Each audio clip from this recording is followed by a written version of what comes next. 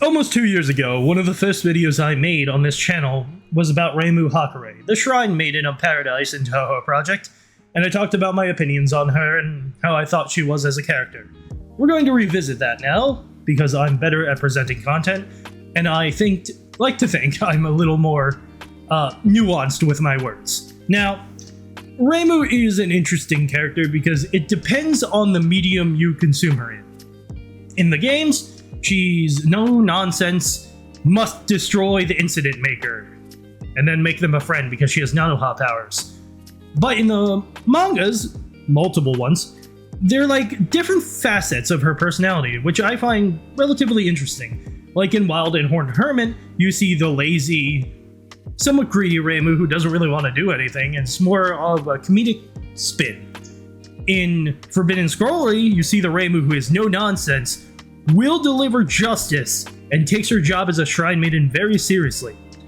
In Fell Detective Story, you see the more vulnerable side of Reimu for the first half of the manga, because she's scared of the enemy that may possess her, which is very interesting, and while I didn't read it fully, I can commend Zune for exploring Reimu in so many different ways.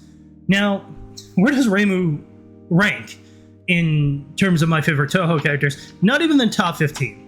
But that's not because I hate her, it's because Touhou has so many amazing characters that it's really hard to choose your favorite, and Reimu, as great as she is, just isn't top 10 material for me. Not to say that if you love Reimu, you're wrong. Go for it, that's the best part about Touhou. There aren't really any bad characters. Sure, some may be written worse, but they all have potential and they all have great things to strive towards and just be amazing. Now, another thing about Reimu that I do find fascinating to an extent is that she changed. If you know PC98, she never used to have a connection with the gods who she's too lazy to communicate with. You might want to get on that. And she just punted around a yin-yang orb. Now, someone who was really a stickler about canon and lore would say PC98 is not canon. And yeah, there are conflicting accounts, conflicting continuity, but I like to think that it holds a kernel of truth.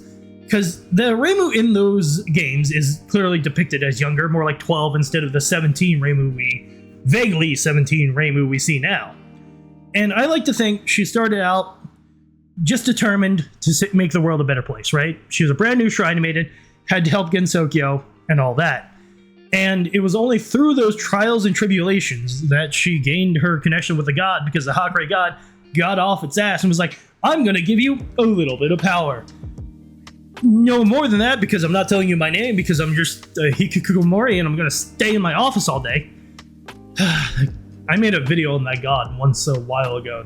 I should do another one on that. But yes, all in all, Reimu, you're pretty cool. And if I have to say anything to Zune, knowing he'll never watch this, it's make that staff even longer. It must reach Sephiroth levels. Do it.